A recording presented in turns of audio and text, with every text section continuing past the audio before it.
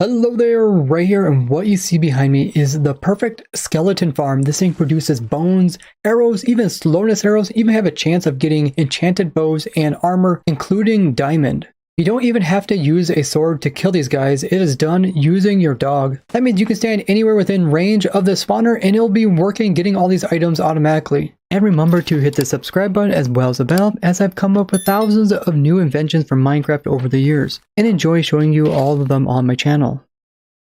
This also has some cool features added in 1.17, and let's get started at looking at how you would build this up in your very own world, as well as how it works. But first off, you would need to find a spawner that's a skeleton spawner. You can find these in monster dungeons underground. You need to clear out 2 blocks above the spawner. You also need to clear out 4 blocks on each side of it. And you need to also clear out 2 blocks underneath of it. Put a button on top of it to prevent normal mobs like creepers from spawning on it. Then place a row of water sources on the backside, all flowing to one direction. What we got over here is a trough that is 1 block lower and it is 7 blocks long. We got a water source right here and it's moving all the mobs to this location. We have a banner to hold back this water, or you can use a open fence gate. Then we got another water source that's 1 block lower and it's moving all the mobs into this bubble column over here. There's 3 blocks worth of water there, and now they go into this bubble elevator. I do have a wall right here to give them easy transition from this area up into the soul sand. And this is where it's going to move them upwards. Next, you want to build this water tube here. It doesn't matter what block type you use for this entire build, as long as light doesn't go through it. So for the bubble elevator, there is 16 blocks of water sources. You can put these in using a water bucket, or you can place in ice and break it, or you can put in flowing water and then grow kelp up through it and then remove the kelp. After you got 16 water sources, you have 2 blocks of air up above it. Then we have 5 blocks back here, and above them we put in our water source. This makes it get very thin at the edge and just barely reaches this powder snow over here. So powder snow is a new feature of 1.17. You don't need it in this farm, but it is used to turn your normal skeletons into strays to get those slowness arrows automatically.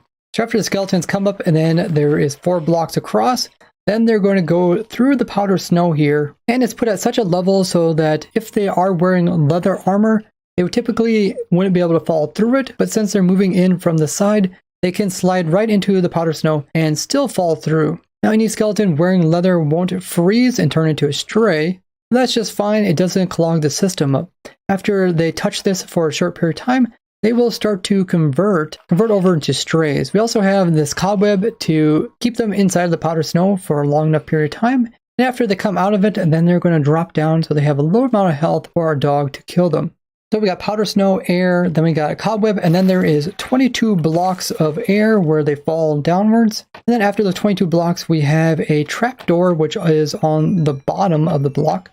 And then underneath of that, we have a jungle log with a fully grown cocoa bean. I use this for a very special reason. It's the perfect height so that if a skeleton falls down either on the cocoa bean or on the trapdoor, they will take similar amount of damage. Which is great because we're trying to get their health as low as possible to help the dog out, making his job a lot easier. We have a tame wolf that is owned by the player that is AFKing it. It has to be your dog, it can't be other people's. We have it inside of a minecart. You can do this by having a curved rail near a dog and placing a minecart on it and pushing it. And then it'll get pulled right into the minecart. And then we push the entire thing right up against this cocoa bean here so that the minecart is pressed up against it. From this location, the dog is close enough to the center so when the trapdoor opens up, he can kind of see up through it and he can see the skeleton's eye level right here. So in order for the dog to attack the skeletons, their center of the red line has to meet the center of the skeleton's red line.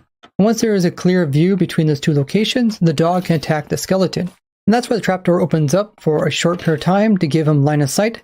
This also drops the skeleton lower so that the dog can continue to attack it even though the trapdoor closes, because the dog knows where the skeleton is, and even though the dog loses sight of it, he will continue to attack that skeleton until it's dead. So it took a lot of testing for me to come up with this setup, but essentially it doesn't matter how much health the skeleton has. Once a dog can see it, he can keep attacking it until it dies. And this way we can guarantee that the dog can kill the skeletons without taking any damage.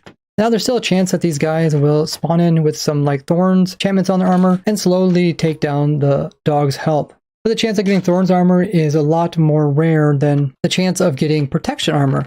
Because if they have like feather falling or protection, then when they fall, they won't have as much health removed from them, meaning it takes the dog a little bit longer to kill them, in which case the skeleton would have time to shoot back. And this is why we close the trapdoor after the dog attacks them, so they can't shoot back at him. And when they die, their items will be picked up from the hopper and they will be put down into this chest here. If you want to, you can put this into an item sorter to sort the different items out. And don't worry if you see items kind of get stuck on top of this trapdoor. When you're AFKing over here, you'll be able to pick them up through the corner. Now the way we have the trapdoor open and closed, we just have it on a clock. So we have a comparator clock here. You can kind of see everything easily. It's on the compare mode, so this is flicked upwards. Going into a note block, which is going into observer, into a repeater on forward game ticks. And that's going into the block, which is touching the trapdoor. Now, since the skeletons that fall down here have low health, I open and close the trapdoor fairly quickly. But if you have skeletons that have a lot of health, let's say you don't drop them as far, you don't want the trapdoor to open up as fast. Otherwise, they'll turn around and shoot back through the opening and hurt your dog. So you can add more delay if your skeletons have like more armor on them, or if they just have more health in general. And this is actually all the redstone there is in this entire build. Now for the farm to run, the player has to be within range of the mob spawner, so within 16 blocks of it. And if you want to, you can also pick up the XP which come off of them. Because when the dog kills them, it's considered a player kill. And this is why you're able to get stuff like the slowness arrows, the bows, and the armor. So if you just stand here, you can pick up the XP through the corner. And if you want to run this farm for a long period of time without having to worry about your dog dying from thorns damage coming off of the skeletons, you can sit here and have your right click button held down with some food in your hand. And I just have a trapdoor above me to make me a little bit lower so I can right click on the dog. You can see I'm feeding it. And if he gets hurt, then you're able to give him some more food. Now he will take some new food no matter if he's hungry or not in an attempt to breed. You might want to make a system that automatically gives the player some more rotten flesh, or maybe have a zombie farm hooked up to this. Or feed them another type of meat like chicken, which you can get from a chicken farm. You can put that near this. But tame dogs do have 20 health, which means the same amount as the player, so it takes quite a while for them to die from thorns damage. You can also come in with a potion system to heal the dog. But stuff like regen beacons nearby don't affect your pets. And also holding a looting sword doesn't help get better loots when the dog kills them. That's only if the player does the final damage to the mob while holding this in the main hand. Also, fox are not considered pets and won't work in this to get looting. Now from this location where the player AFKs, you are within range of the spawner, so it will be constantly working. But this is kind of the limits. If you go any farther downwards or away, it'll stop producing mobs. Always recommend to box yourself in quite well when you go AFK. And just by AFKing this for 1 hour, you get around 43 levels of XP. So it could be a great way to kind of mend your armor while you're AFKing this farm. You get quite a few loot from this farm. Not only a large amount of bones, but also a wide variety of armor pieces and bows with enchantments. Around the farm for 1 hour, you can kind of see what you can expect in a 1 hour time. You'll get roughly 8 stacks of bones, 8 stacks of arrows, and about 4 stacks worth of slowness arrows. There's even a chance of getting diamond armor pieces as well as nicely enchanted bows. There's a couple of little things I'll point out to kind of explain what they're used for. So we have this water source which is flowing into this area here. That's just an air block that this source is flowing into. And that just pulls the mobs into this channel so they're able to not get their heads stuck up against this block right here. You'll see as they come in, they're going to get pulled all the way to the backside and pulled upwards. Also put in a magma block because we can get glow squid to spawn in as well as axolotls because they spawn underground like normal squids. And it's unlikely for them to spawn inside of your farm, but they can spawn inside bubble columns. If you would happen to have an area that really has no water whatsoever around it, then you might get some inside, in which case this magma block over here will kind of pull them over and kill them there. Also put them up here for the same reason, and also left these openings here with these open fence gates. So any squid or axolotl that come through will eventually get pushed to the side and fall out. And make sure to check the description, as if I do any updates to this farm, I'll add them down there. If you'd like to check out this farm in more detail, I'll provide the roll download so you can see block for block exactly how to build it up. And I have a whole bunch of new 1.17 farms, so if you're looking for all the things that you can farm up in 1.17, make sure to check out my Simple Farms playlist. And don't forget to leave a like on the video as well as share it, as I will be doing many more videos like this about other farms I've designed. I would like to thank you guys for watching. I'll see you guys in the next one. Bye bye!